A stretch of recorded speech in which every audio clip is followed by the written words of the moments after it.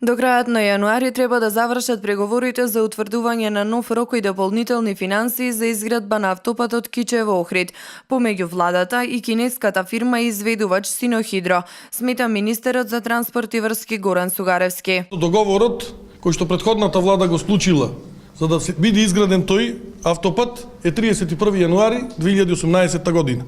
Ние сметаме дека е добро ова влада и јавно предпријатие за државни патишта конкретно да склучи договор до тогаш, анекс договор за продолжување на рокот и до тогаш да биде утврдена она дополнителна цена која што треба да ја има за да се догради тој автопат. Автопатот Кичево-Охрид е долг 57 километри, а договорена беше цена од 373 милиони евра.